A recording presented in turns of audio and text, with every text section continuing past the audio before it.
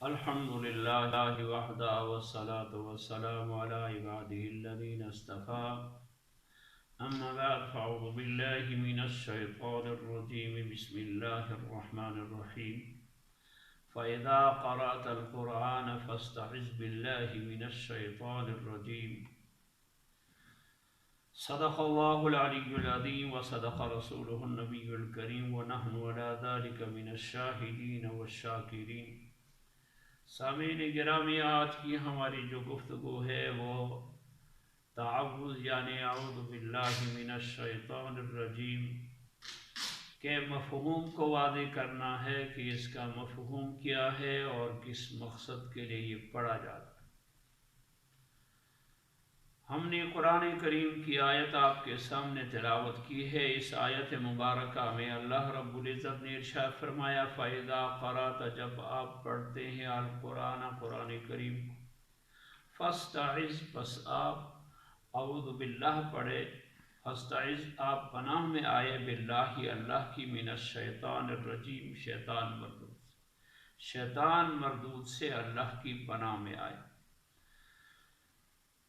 تعوذ جس کو اعوذ باللہ بھی کہا جاتا ہے، تعوذ بھی کہا جاتا ہے، اس کی چند ایک حکمتیں ہیں۔ اللہ تبارک و تعالی نے حکم دیا ہے تعوذ کے پڑھنے کا قرآن کریم کی تلاوت سے پہلے۔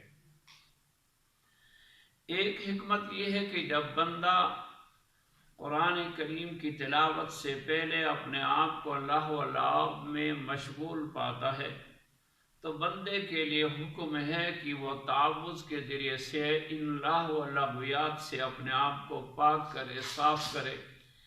اس لیے کہ جس کلام مبارکہ کو یہ پڑھنے کے لیے جا رہا ہے، یہ وہ عظیم کتاب ہے جس کے متعلق رسول اللہ صلی اللہ علیہ وسلم نے فرمایا ہوا ھدوکم فی الدنیا والآخرہ، یہ کتاب تمہاری دنیا کو بھی سنوارنے والی ہے، تمہاری آخرت کو بھی سنوارنے والی ہے۔ دنیا بھی اسی کتاب کے ذریعے سے بنے گی، آخرت بھی اسی کتاب کے ذریعے سے بنے گی۔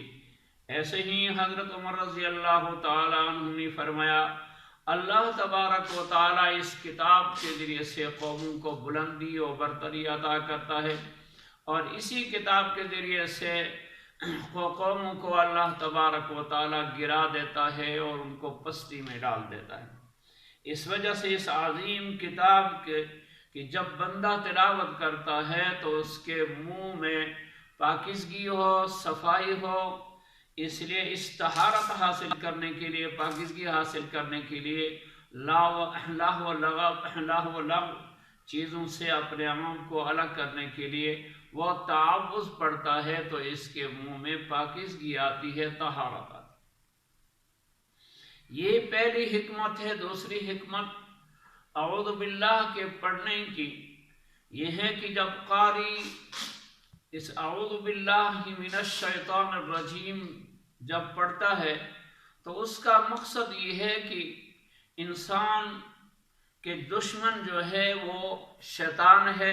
شیطان ایک ایسی طاقت ہے جس کو گرانا، جس کا مقابلہ کرنا انسان کی بس کی بات نہیں ہے۔ انسان سوائے اپنے عاجزی کے علاوہ کوئی اس سے مقابلہ نہیں کر سکتا۔ لہذا ایک ہی طریقہ ہے کہ اس دشمن کو، دنیا کے دوسرے دشمن جو ہے ان سے بندہ مقابلہ کر کے ان کو گراتا ہے، ان کو بچھاڑتا ہے، ان کو لٹا دیتا ہے، اور اسی طریقے سے احسان کے ذریعے سے دشمنوں کا مقابلہ بھی ہو سکتا ہے، اور دوست اور دوسرے طاقتوں کے ذریعے سے بھی دشمن کا مقابلہ ہو سکتا ہے۔ لیکن یہ ایک ایسا دشمن ہے جس کا مقابلہ کرنے سے انسان عاجز ہے۔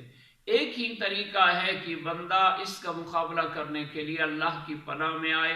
اللہ تبارک و تعالیٰ اس دشمن کے مقابلے سے آپ کو اس کی شر سے محفوظ کرتا ہے۔ اس لیے بندہ تعوذ جب پڑھتا ہے، یہ دوسری حکمت ہے کہ اس بندے کے دشمن کے، اس شیطان کے مقابلے میں یہ بندہ کامیاب ہوتا ہے اس کا مقابلہ کرنے سے۔ تیسری حکمت یہ بیان کی گئی ہے کہ فرشتے انسان کی تلاوت جب انسان کرتا ہے تو اس کی تلاوت کو سننے کے لیے فرشتے بیٹھتے ہیں، فرشتے آتے ہیں اس کی محفل میں بیٹھتے ہیں۔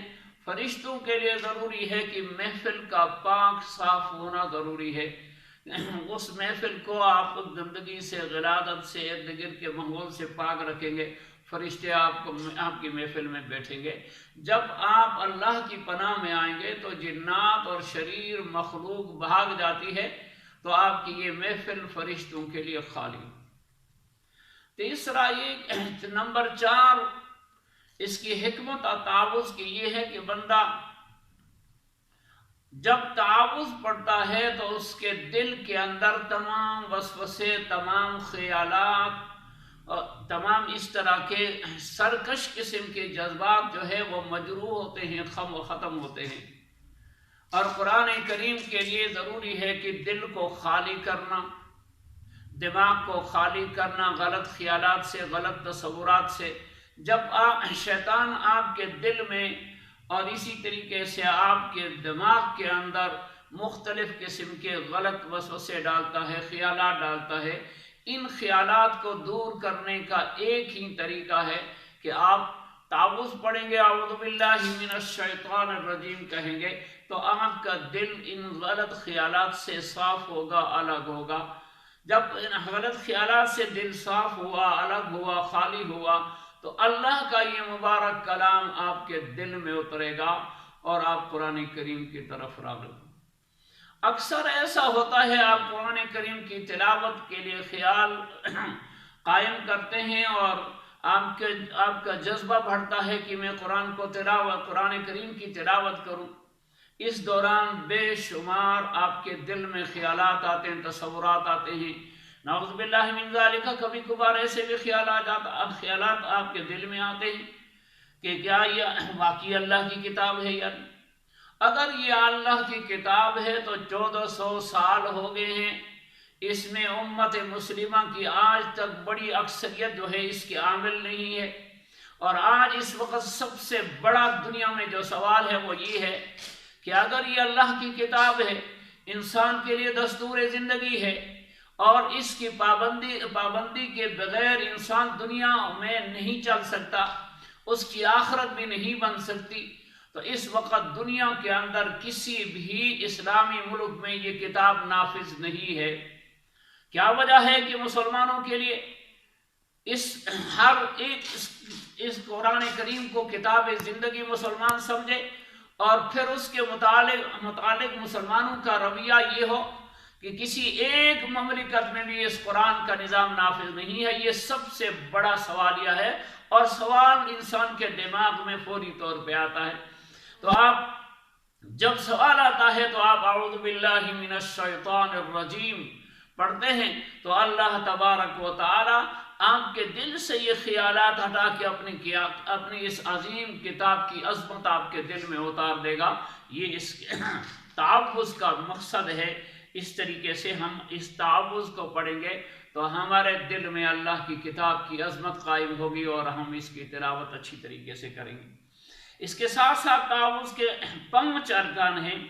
ایک استعاذہ ہے، مستعیذ، نمبر 2 مستعیذ یعنی پناہ ہے، اور اس کے ساتھ ساتھ جو پناہ مانگنے والا ہے اور جس سے پناہ مانگی جاتی ہے وہ ہے یعنی استعاذہ کے ساتھ مستعیذ ہے، مستعیذ بھی ہے، مستعاذ منہ ہے۔ یہ 5 ارکان ہے اس کے۔ وہ چیز جس کی وجہ سے استعاذہ حاصل ہوتا ہے، یہ 5 ارکان۔ ان میں سے پہلا رکن جو ہے استعاذہ ہے۔ استعاذہ میں چند مسائل ہیں۔ آپ پناہ مانگتے ہیں، جن کلمات سے پناہ مانگ رہے ہیں اعوذ باللہ من الشیطان الرجیم، ان کلمات کے لغوی الفاظ اور ان الفاظ کے لغوی معنی ہم آپ کے سامنے متعین کریں گے تاکہ آپ کو حقیقت حال معلوم ہوگا۔ پہلا لفظ اس میں اعوذ ہے۔ اعوذ میں پناہ مانگتا ہوں۔ یہ اعوذ جو لفظ ہے یہ عوذۃ سے ہے۔ عوذہ کے 2 معنی ہیں۔ عوذہ کا ایک معنی ہے التجا کرنا اور پناہ میں آنا، فریاد کرنا، پناہ میں آنا۔ یہ عوض کا لفظی ایک معنی ہے۔ دوسرا عوض کا معنی ہے، عوضہ کا معنی ہے چمٹ جانا، اطیب اللحم عوضہ۔ عام عرب کا یہ دستور ہے، عرب والے اپنے لغت میں اس کو استعمال کرتے ہیں کہ سب سے بہترین گوشت جو ہے ہڈیوں سے چمٹا ہوا گوشت ہے۔ آپ اپنے آپ کو تعوذ پڑھ کے اللہ تبارک و تعالیٰ کی رحمت سے چمٹا دیتے ہیں، یہ معنی اس اعوذ کا ہے۔ ایک معنی التجا کا ہے، اعوذ کا معنی میں پناہ میں آتا ہوں، التجا کرتا ہوں، فریاد کرتا ہوں۔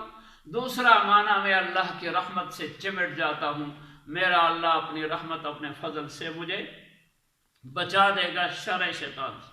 یہ اس لفظ کے دو معنی ہیں۔ اس کے ساتھ اگلا جو لفظ ہے اس کا لفظ شیطان ہے۔ شیطان کے دو معنی ہیں، ایک معنی دوری کا ہے، شیطانہ داروں کا، عام طور پہ عرب استعمال کرتے اس لفظ کو، تمہارا گھر یعنی تمہارا گھر دور ہوا، اسی سے یہ شیطان ہے۔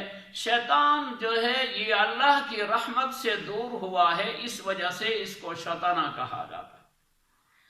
اور ہر اس سرکش متمرد چیز کو، خواہ وہ انسانوں میں سے ہو یا حیوانوں میں سے ہو یا جنات میں سے ہو، ہر سرکش کو شیطان کہا جاتا ہے، اس لیے کہ وہ اللہ کی رحمت سے دور کرتا ہے۔ کسی کو بھی اللہ کی رحمت سے دور کرنے والا شیطان ہی ہوتا ہے۔ دوسرا معنی شاط یشیط کا ہے۔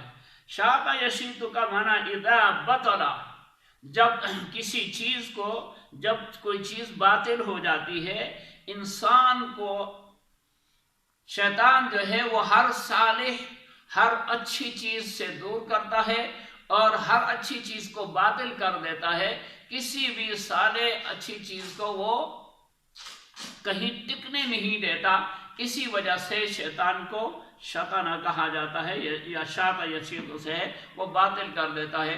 آپ نے عمل کیا، آپ کو اس عمل میں کوئی نہ کوئی اختلاط کر کے باطل کر دے گا، یہ اس وجہ سے شیطان کو شاط یشیط سے ہے، اذا بطل سے ماخوذ۔ اور اس کا تیسرا لفظ جو ہے وہ رجیم ہے۔ رجیم کا معنی دھتکارا ہوا، لعنت کردہ۔ اللہ تبارک و تعالیٰ نے قرآن کریم میں اسی طرح فرمایا قال اخرج منها فإنك رجیم۔ اللہ نے فرمایا اخرج، تو نکل جا، منہا اس جنت سے، فإنك رجیم، تو رجیم ہے، ملعون ہے، تجھ پر لعنت کی گئی ہے۔ ایک معنی رجیم کا لعنت کیا ہوا، اور دوسرا رجیم کا معنی ہے جب شیاطین آسمان پہ چڑھتے تھے تو اللہ تبارک و تعالیٰ نے فرشتوں کے ذریعے سے آسمان پہ چڑھنے کو روکنے کے لیے شہاب ثاقب مقرر کیے، ان کے ذریعے سے ان کو مارتے ہیں، اس وجہ سے ان کو رجیم کہا جاتا۔ استعاذہ کا دوسرا مسئلہ استعاذہ کی ماہیت اور حقیقت ہے۔ اس کی حقیقت اور ماہیت کیا ہے؟ استعاذہ کا اتمام علم سے ہوتا ہے، حال سے ہوتا ہے، عمل سے ہوتا ہے۔ علم انسان کا یہ ہے کہ انسان کا علم جو ہے لامحدود ہے، متناہی نہیں ہے، اور انسان جو ہے وہ اپنی دینی اور دنیاوی منافع کو حاصل کرنے میں بھی محتاج ہے، اور اسی طریقے سے دینی اور دنیاوی شرور سے اپنے آپ کو بچانے میں بھی محتاج ہے، ان شرور کو دفع کرنے میں بھی محتاج ہے انسان۔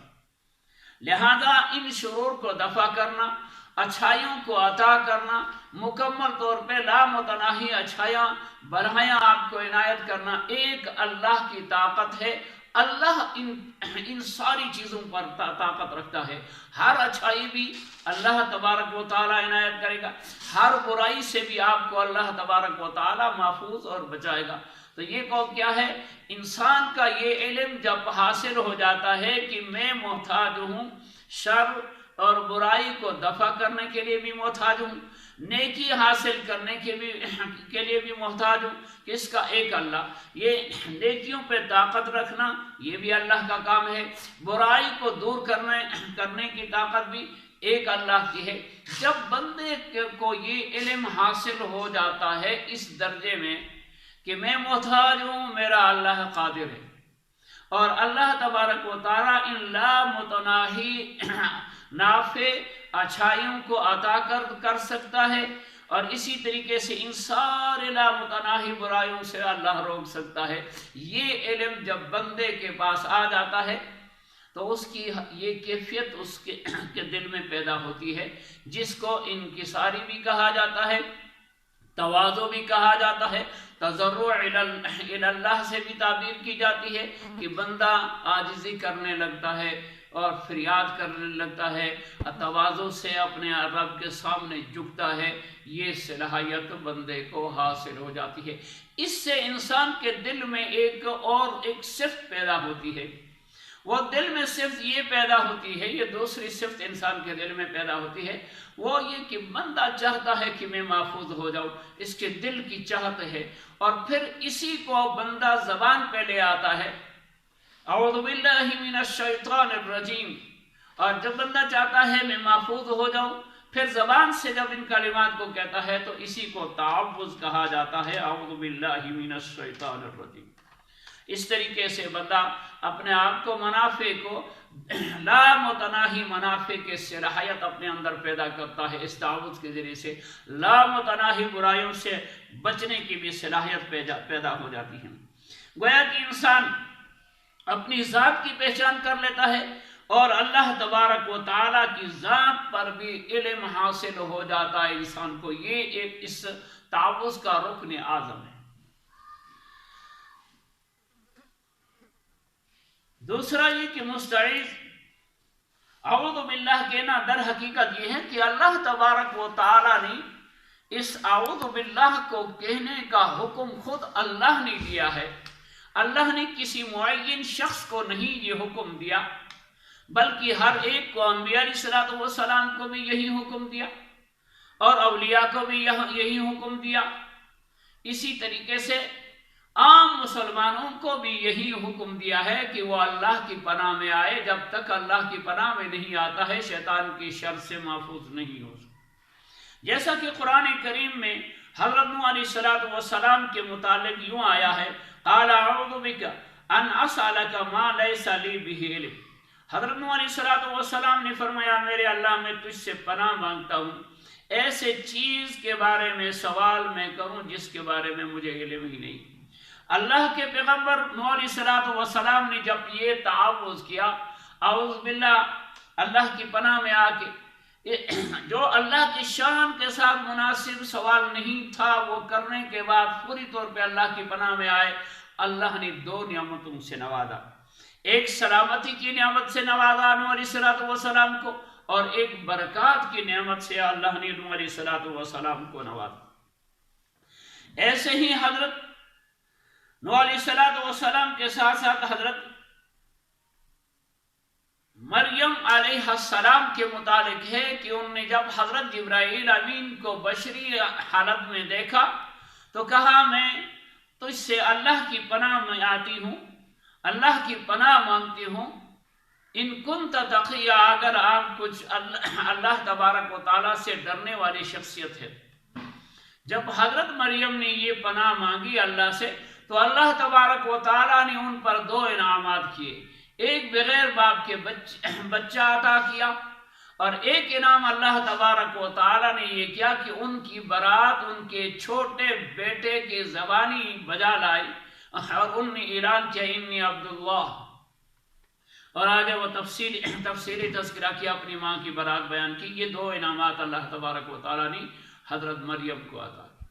ایسے ہی حضرت موسیٰ علیہ السلام نے اللہ تبارک و تعالیٰ جب موسیٰ علیہ السلام کی قوم کو موسیٰ علیہ السلام نے کہا گائے کو ذبح کرے تو انہوں نے کہا آپ ہمارے ساتھ مذاق کرتے ہیں۔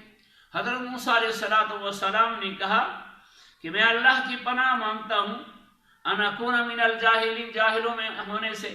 یہ تو مذاق کرنا جاہلوں کا کام ہے، میں اللہ کا پیغمبر ہوں، میرا کام مذاق کرنا نہیں۔ اس تعوذ پہ اللہ تبارک و تعالیٰ نے موسیٰ علیہ السلام پہ دو انعامات کیے۔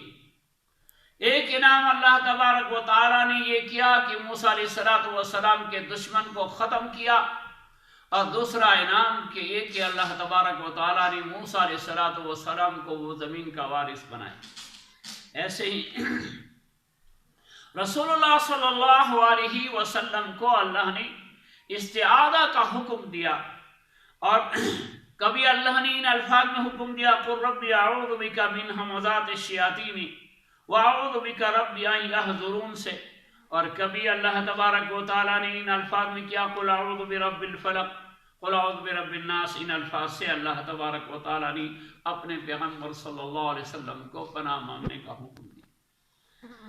ایسے ہی اس کے اعوذ باللہ کے ادا کرنے کے دو طریقے ہیں۔ ایک طریقہ یہ ہے کہ اعوذ باللہ من الشیطان الرجیم، اور پھر حضور صلی اللہ علیہ وسلم نے اس طرح بھی پڑھا ہے اعوذ بکلمات اللہ التامات من شر ما خلق۔ ان الفاظ سے بھی آپ صلی اللہ علیہ وسلم نے اس تعوذ مانگا ہے۔ اور اس کے ساتھ ایک اور اس کا چوتھا رکن جو ہے مستعاذ منہ، یہ شیطان ہے۔ شیطان سے استعاذہ کرنا، اس کے شر سے اپنے آپ کو بچانا، یہ ضروری ہے۔ اس کا پانچواں رکن یہ ہے کہ وہ مطالب جس کی وجہ سے انسان استعاذہ کرتا ہے، کیا مطالب ہیں، کیا مقاصد ہیں ہمارے، کہ ہم اللہ سے شیطان کی شر سے اپنے آپ کو بچانے کے لیے اللہ کی پناہ میں آتے ہیں، بار بار دعا مانگتے ہیں۔ یہ بات ذہن نشین ہونا چاہیے کہ انسان کی ضروریات جو ہے غیر متناہی، اور پھر بلائیوں کا بھی کوئی انتہا نہیں ہے۔ انسان اس کا بلائیوں کا، نیکیوں کا، ضروریات کا محتاج ہے۔ شرور جو ہے انسان کے بے شمار ہیں، ان شرور سے بچنا بھی اس کے لیے ضروری ہے، لیکن خود اس میں ایسی طاقت نہیں ہے۔ اور پھر اعوذ باللہ جو ہے، اعوذ باللہ کہنے میں تمام روحانی اور جسمانی شرور کا دفعہ بھی ہے۔ روحانی اور جسمانی شرور جو ہے، اگر شرور کا تعلق، تمام شرارتوں کا تعلق روحانیت سے ہے تو اس کا تعلق روحانیت سے ہوگا، تو اس کا تعلق اعتقادات سے ہوں گے، اس کا تعلق اعتقادات کے باب سے ہوں گے، جن کا تعلق پھر دل سے ہوتا ہے۔ انسان اپنے دل کے ان تمام عقائد باطلہ کو اپنے دل سے ہٹا دیتا ہے جن کے متعلق انسان نے اپنے دل میں بسا رکھے ہیں اللہ کے سوا مختلف طاقتوں کو، بادشاہوں کو، اور مختلف وسائل کو، وساطت کو اپنے دل میں بسایا۔ جب تک ان شرور کو بندہ اعتقادی طور پہ ختم نہیں کرے گا، اللہ کی پناہ میں بندہ نہیں آ سکتا۔ اور اس کے ساتھ یا شرور اعمال کے قبیل سے ہوں گے، جتنی بھی شرارتیں ہیں، جتنی بھی مصیبتیں ہیں، دکھ ہے، درد ہے، تکلیف ہے، اس کا تعلق اعمال سے ہوں گے، اور عمل کا تعلق انسان کی بدن سے ہے، انسان کے جسم سے ہے۔ پہلی قسم میں تمام باطل عقائد داخل ہیں۔ مثال کے طور پہ میں نے آپ کے سامنے رکھا کہ انسان کے عقائد کا تعلق اس کے دل سے ہے، اور دل میں ان عقائد کو ایک ایک کر کے ان باطل عقائد کو نکالنا۔ پھر یہ باطل عقائد جو ہے، ان کا تعلق جملہ گمراہ فرقوں سے ہے۔ اس وقت دنیا کے اندر حضور جیسا آپ صلی اللہ علیہ وسلم کی حدیث مبارکہ ہے کہ 73 فرقے ہوں گے میری امت میں، ان میں سے ایک فرقہ ناجی ہے، 72 جہنمی ہے، اور ان 72 فرقوں میں سے ہر ایک سے پناہ مانگنا ضروری ہے۔ اور اعمال سے، جن شرور کا تعلق انسان کے اعمال بدنیہ سے ہے، ان کی دو قسمیں ہیں، ایک دینی ہے اور ایک دنیوی ہے۔ دینی شرور سے مراد وہ تمام اشیاء ہیں جن سے اللہ نے منع کیا ہے۔ اللہ نے جن چیزوں سے منع کیا ہے وہ دینی شرور ہیں۔ آپ ان کے قریب جائیں گے تو ان شرور کے بجا لانے سے آپ اللہ کے نافرمان بنیں گے، آپ غلط راستے پہ چلے جائیں گے۔ اس لیے اللہ نے ہر وہ اشیاء، ہر وہ چیز جس کو اللہ نے منع کیا ہے، وہی کیا ہے، شر ہے، اس سے پناہ مانگنا ضروری ہے۔ آپ تعوذ پڑھیں گے تو اس تعوذ کے ذریعے سے آپ ان شرور سے محفوظ ہوں گے۔ اور ایک دنیوی ہے، دنیاوی جو مصیبتیں دکھ آپ کو پہنچتے ہیں، جن کو شرور کہا جاتا ہے، اس کا تعلق خواہ آپ کی بدن سے ہو، خواہ کسی اور طریقے سے مصیبتوں سے تعلق ہو۔ مثال کے طور پہ انسان کا جلنا ہے، تکالیف ہے، بیماریاں ہیں، اور اس طریقے سے فقر و فاقہ ہے، دوسری مصیبتیں ہیں، یہ ساری مصیبتیں بھی کا تعلق انسان کی بدن سے ہے۔ آپ اللہ کی پناہ میں آئیں گے تو اللہ تبارک و تعالیٰ ان شرور سے آپ کو محفوظ کرے گا۔ یہ اس کے ساتھ ساتھ ہم نے آج کا جو ہماری گفتگو تھی، اس گفتگو کو ہم اس بات پر ختم کرتے ہیں کہ ہم میں سے ہر ایک بندے کو اللہ کی پناہ میں آنا چاہیے۔ اللہ کی پناہ میں آنے کا ایک ہی طریقہ، جیسا حضرت عیسیٰ علیہ السلام سے کسی نے سوال کیا کہ اللہ تبارک و تعالی، بلکہ یہاں تک کہا گیا ہے کہ ارسطو نے حضرت موسیٰ علیہ السلام سے سوال کیا تھا کہ آپ اللہ کے پیغمبر یہ بتائے، اللہ تیر چلانے والا ہو اور اللہ کا عذاب تیر بن جائے تو بندہ کہاں بچ سکتا ہے؟ کہا اللہ کی پناہ میں آنے سے، اللہ کے سائے میں آنے سے بندہ بچ جاتا ہے۔ یہ تعوذ اللہ کا سایہ ہے۔ اللہ کے سائے میں آنے سے جسمانی بیماریوں سے بھی بچ سکتا ہے، روحانی بیماریوں سے بچ سکتا ہے۔